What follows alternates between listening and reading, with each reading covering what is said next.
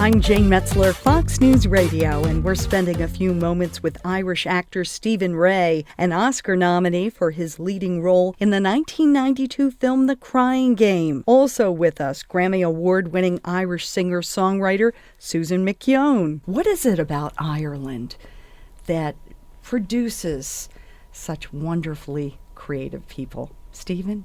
Well, we'd get bored otherwise, you know.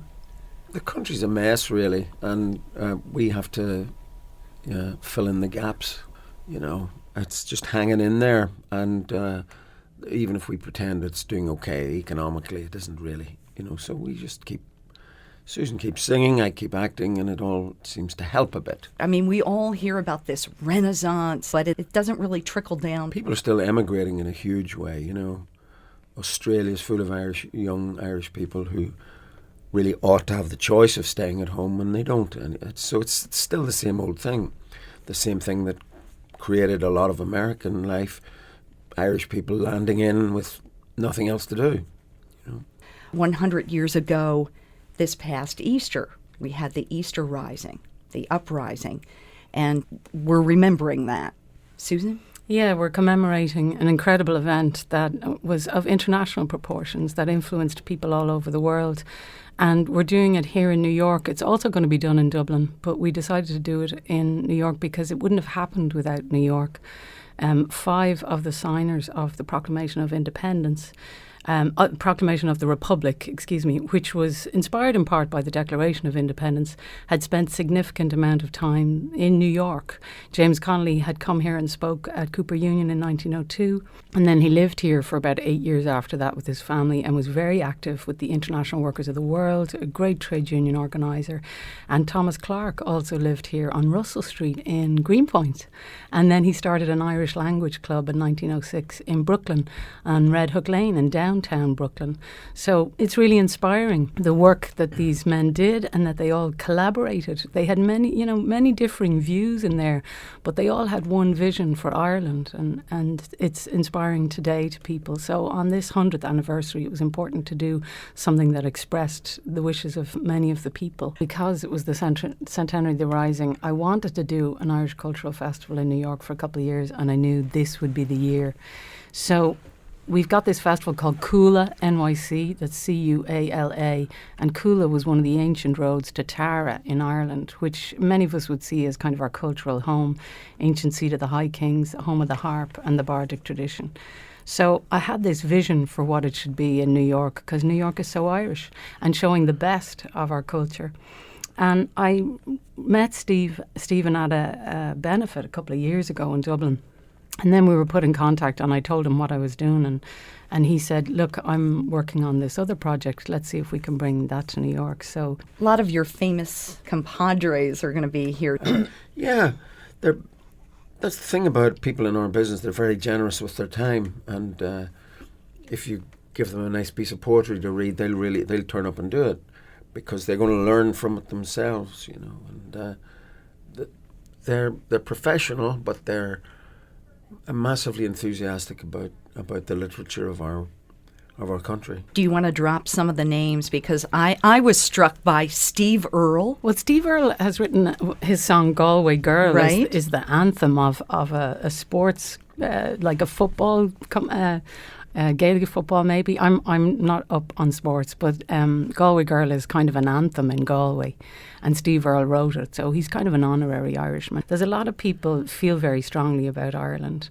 Kieran Hines, Amber Tamblyn, who was really enthusiastic in her response, Brian Jones, Jeffrey Arend, Geraldine Hughes, who lives here, who's a Belfast actor, Griffin Dunn, Marin Ireland, Mercedes Rule. Stephen, you're from Belfast originally. You've got your experience in the Republic with your theatre training, and yet you grew up in a very, very violent. I know, and the reason that it was violent was because it was left behind in the arrangements that were made after partial independence for what became the Republic. There was a very shaky state called Northern Ireland with a unionist-dominated government which did things for their own people and nothing for the Catholics. So it had failure written all over it. And after about 50 years, of course, things exploded. They're getting sorted out, but it is going to take a long time. What was it like growing up there for you? It was fun. You always have fun. No, everybody. I have a friend who says everyone growing up there was maimed in some way, because the sectarian thing is not pretty. But the thing about the people in the north of Ireland is that they're very generous and very sociable and very humorous. It's just that they don't like each other. Yeah. And they have to find a way to like each other and find out where they are similar, and they are very similar. But they've been trained to protect things that aren't worth protecting, I think. Sam Shepard is a friend of yours. Oh, very much so, yeah. Is there a difference between, say, an American playwright, an American actor, and an Irish playwright actor? Gabriel Byrne's another friend of yours. Of course. I think that actors are a separate nationality all of their own. That they're not American, Irish, English. They're just a weird kind of breed that absolutely understand each other. And the thing about Sam, of course, Sam is very influenced by European writing, by Samuel Beckett, by Brecht, and in a way that perhaps other American writers aren't. So that makes him very interesting. And he's written amazing work, and he came to Ireland and wrote plays that I was in. And he completely involved himself in Derry and walking around Derry and knowing people. Very generous and very special man. What did people think of the cowboy in their midst? Because he is a cowboy. He is a cowboy, yeah. Sure, everybody in Ireland's a bit of a cowboy. Susan had just mentioned. Are you doing something similar in Ireland? Oh, yeah, we're going to do this on June 5th. We're going to... It won't be a repetition. It'll be different in some ways, but it's about reasserting the genuine need for protest that people felt and continue to feel. I mean, we have, interestingly, there are more homeless in Ireland than there have ever been. And that's under an Irish government, and we don't believe that's good enough. There are 30,000 people who don't have proper legal aid. There are migrants there who are not entitled to proper education, and I believe they're citizens the same as the rest of us. And so we're going to do an evening which will involve an acknowledgement of the struggle for independence, and also perhaps a little rap on the knuckles. What are your hopes for Ireland, all of Ireland? Well, I wouldn't, because of the appalling bloodshed and difficulties that we've had, I wouldn't ever want to suggest that we should insist on any particular structure which involved more bloodshed. I wouldn't. But I would like the British to quietly withdraw and leave us to do what we can probably do better than anyone else, which is govern ourselves. Do they listen to you? I'm sure you've had the ear of some prominent people over the years. Oh, no, they'll never listen to us. But what happens is that if you do a play like Translations by Brian Friel, it's couched in a language which is not the weary language of politics.